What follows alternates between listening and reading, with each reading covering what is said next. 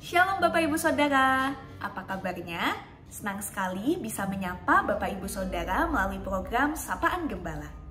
Dan sebelum kita membaca dan merenungkan firman Tuhan, mari saya ajak kita untuk pertama-tama kita berdoa terlebih dulu. Kita mohon bimbingan dan pertolongan Tuhan. Ya Tuhan, pada saat ini kami meneduhkan diri kami mau bersama-sama mendengarkan suara Tuhan.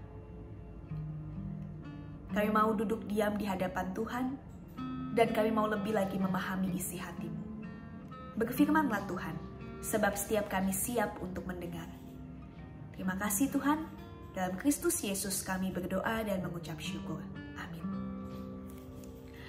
Bapak Ibu Saudara, bacaan perenungan kita pada hari ini diambil dari 1 Petrus pasal 5, ayatnya yang pertama hingga yang ke-11. Bapak Ibu Saudara bisa membaca keseluruhan bagian ini di tempat masing-masing. Tapi izinkanlah saya untuk membacakan ayat yang ketiga.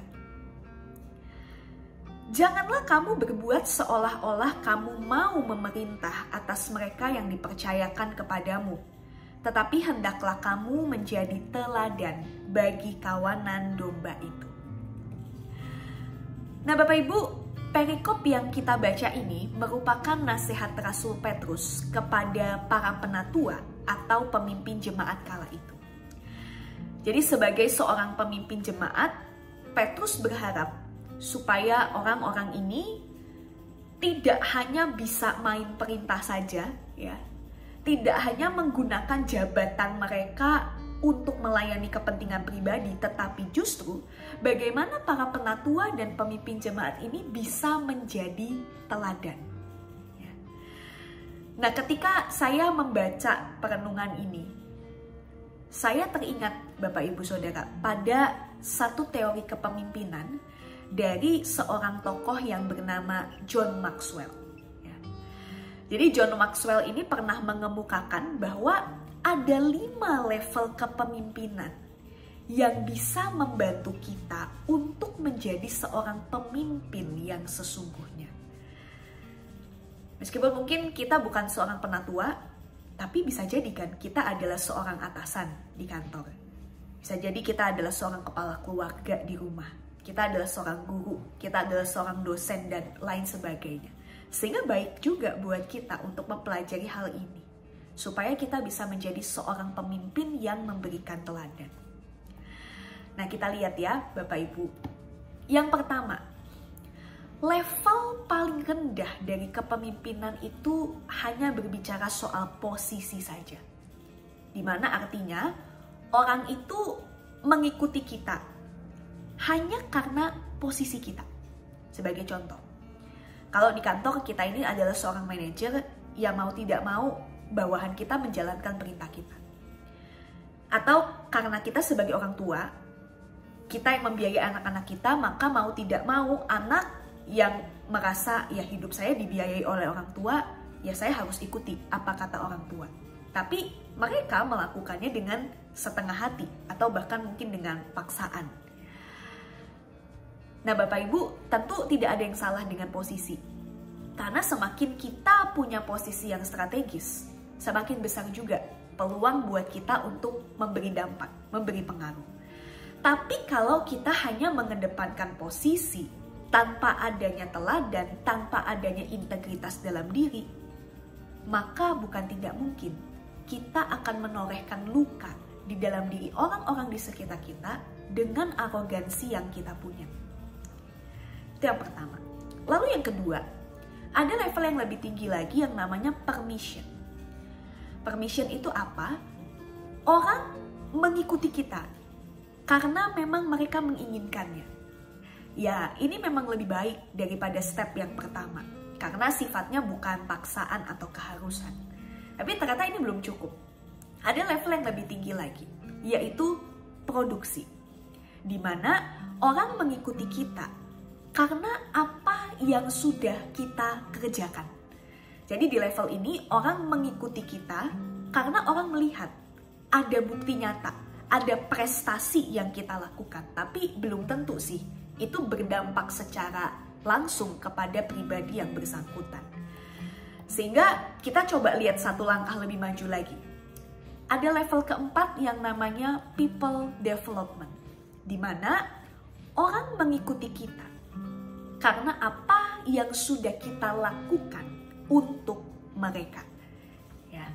Jadi kalau tadi di level ketiga, seorang pemimpin itu menghasilkan sebuah karya, menghasilkan sebuah prestasi, tapi belum tentu sih itu berdampak buat pribadi orang-orang di sekitarnya. Tapi di tahap yang keempat ini, di sini lebih terlihat bahwa seorang pemimpin bersedia memberikan waktu, bersedia memberikan tenaga, sumber daya untuk membantu orang-orang yang dipimpinnya itu bertumbuh. Ya. Nah, kalau kita secara konsisten membangun relasi, menghasilkan karya, memberikan diri untuk mengembangkan orang lain, untuk menuntun mereka pada pertumbuhan, maka bukan tidak mungkin kita akan mencapai level yang kelima. Apa itu? Ketika orang mengikuti kita karena apa yang kita representasikan. Ya. Jadi melalui relasi yang kita jalin, melalui setiap kata dan tindakan, waktu dan sumber daya yang kita berikan, orang itu bisa lihat siapa sih diri kita sesungguhnya. Bahwa kita ini bukan hanya orang yang mengedepankan posisi saja, tapi orang akan respect sama kita, orang akan menaruh rasa hormat pada kita, dan siap membuka diri untuk dipengaruhi, pasti dengan pengaruh positif ya. Karena mereka sudah melihat, karena mereka sudah mengalami betapa banyaknya dampak dan pengaruh yang kita berikan untuk menumbuhkan mereka. Ya. Nah, karena itulah Bapak Ibu Saudara, kalau seorang pemimpin sudah ada di level 5 ini, maka pengaruhnya sangat mungkin melampaui posisi dan juga organisasi yang mereka ampu. Ya. Nah, Saudara, karena itu mari kita memberi ruang untuk berefleksi. Bahwa apakah di dalam profesi dan pekerjaan kita ini sudah menggunakan karunia, sudah menggunakan sumber daya yang dimiliki, untuk juga kita bisa melayani dan jadi berkat buat sesama. Atau justru melalui posisi kita hanya menanamkan arogansi tanpa adanya keteladanan semata. Saudara, mari kita belajar untuk menggunakan kekuasaan bukan untuk merugikan orang lain, bukan sebagai alat untuk mencapai ambisi pribadi kita, tapi justru untuk menjadi teladan, untuk memberdayakan dan menumbuhkan orang lain. Inilah pesan firman Tuhan pada hari ini. Kiranya Tuhan memberkati kita. Amin. Mari bersama kita berdoa. Ya Tuhan, mampukanlah kami dengan apapun posisi kami, apapun peran dan tanggung jawab kami, supaya kami tidak menjadi orang-orang yang arogan.